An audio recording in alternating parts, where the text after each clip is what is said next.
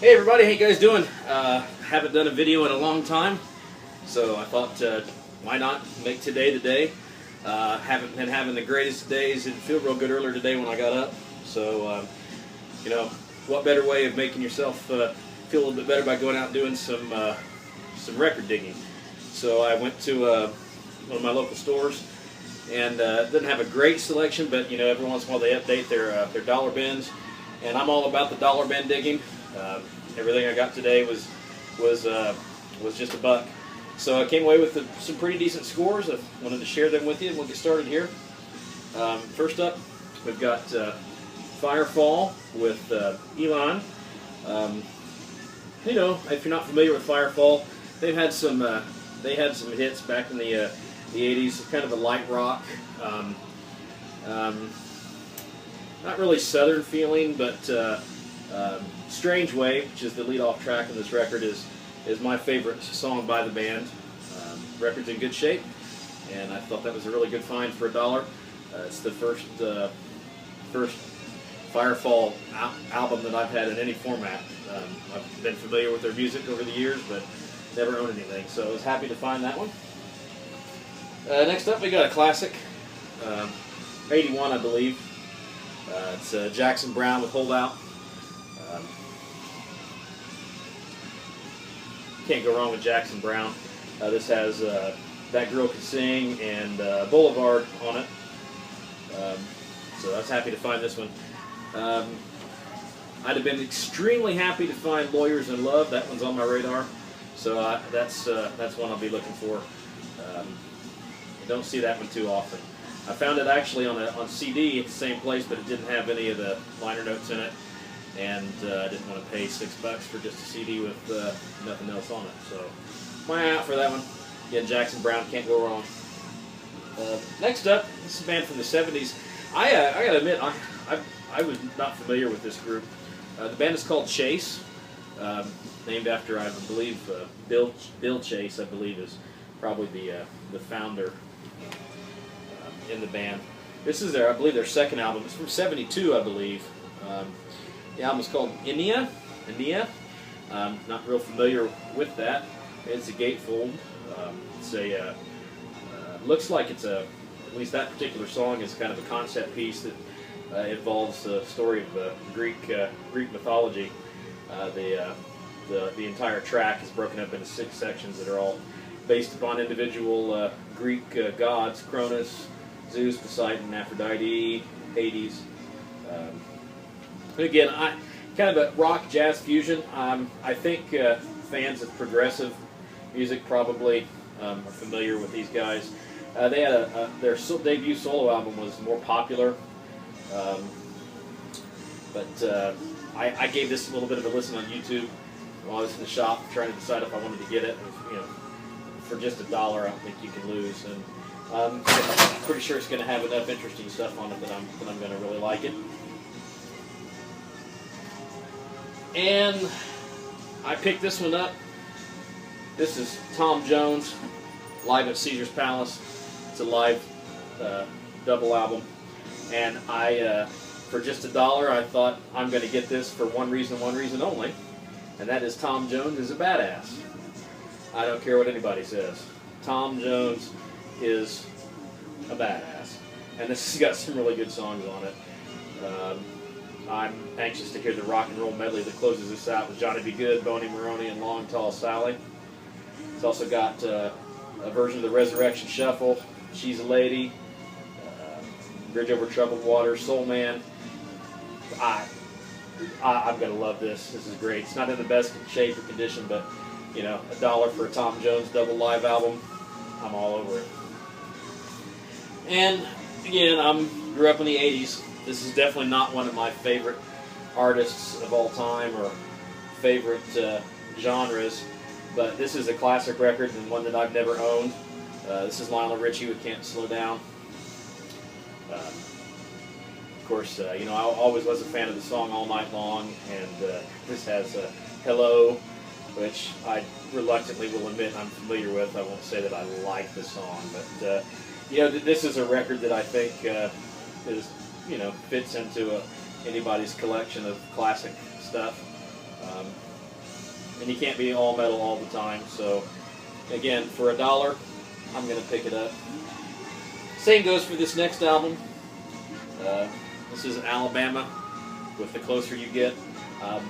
You know, I've never been a huge Alabama fan, but Alabama is, I think, probably the original or one of the founding country rock bands, and you know, their discography is pretty vital. And again, admittedly, this is the first record of Alabama that I've ever owned in any of my collections. So I don't know if there are any real big hits on this, but you know, they were excellent at what they did. For $1, you don't go wrong. Okay, next up, this one I remember seeing this back in the day, and I didn't know too much about this guy. This came out in '84, I believe. This is Tony Carey with Some Tough City, and Tony Carey, I believe, was a keyboardist that was recruited by Richie Blackmore to play on at least one Rainbow album, and I think it might have been Rising. I'd have to go back and do some additional research, but I am pretty certain that that Tony collaborated with Richie back on some of those earlier Rainbow albums, and I believe that he's also released some other albums under Planet P, might be the name, and I'm not familiar with a lot of that. I think this is kind of, I don't know if this is progressive rock. To be honest, I don't.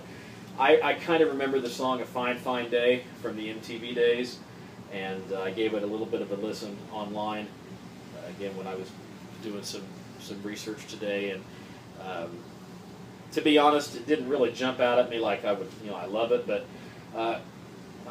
you know, it's 80s rock, and I'm a big fan of that, and I just think, if anything, the tie that he has to Rainbow and the music that came out from those days, you know, you can't go wrong for the whole $1 investment that you're making in it. So I'm anxious to give this, so I'm going to probably put this in next and listen to it, see what I think. And next, I'm happy to find this.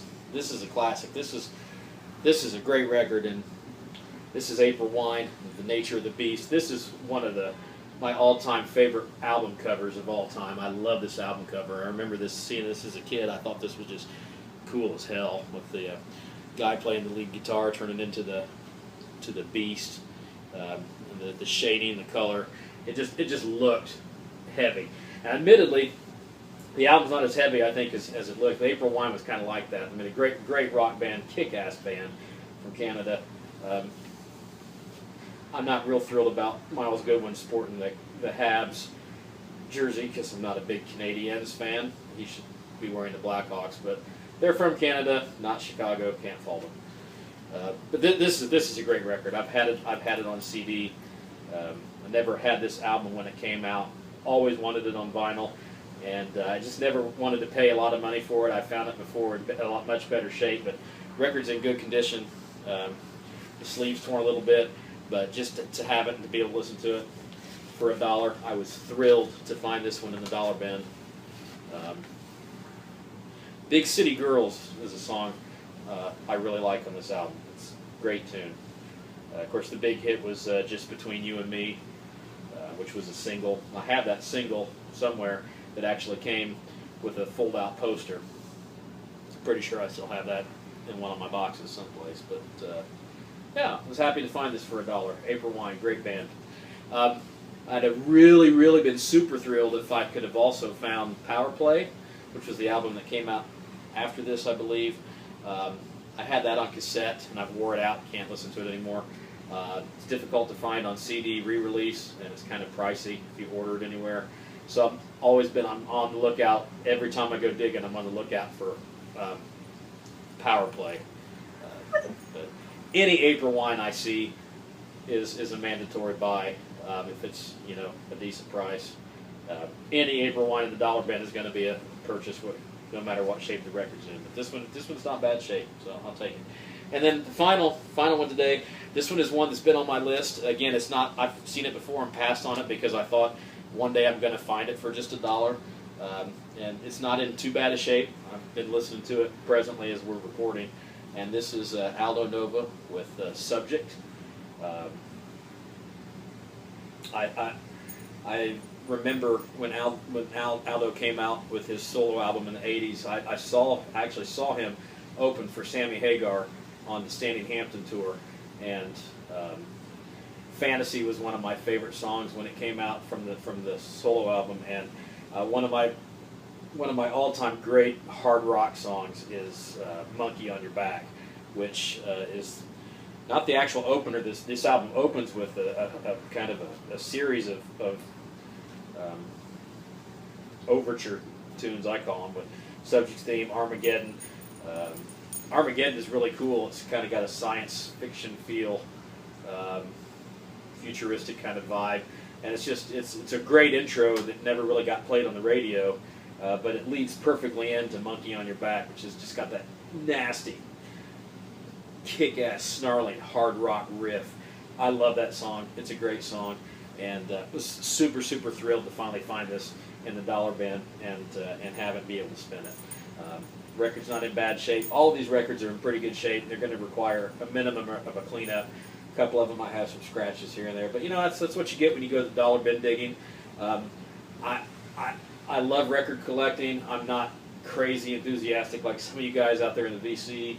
I don't like to spend lots and lots of money on records, but I love finding good stuff in the dollar bin, and I think this has been a pretty good score. I've got, I think 8 or 9. I think I came out with 8. Really good records for under $10, and to me that's what it's all about. So I had a good day, brought my spirits up, feel a little bit better, and I'm going to put on some more vinyl. And I didn't really come away with anything too metal-oriented today, but you know I'm a metal guy, and if you're metal, show it to everybody. Let them know you're metal, bang your head and throw the goat, and I'll see you next time.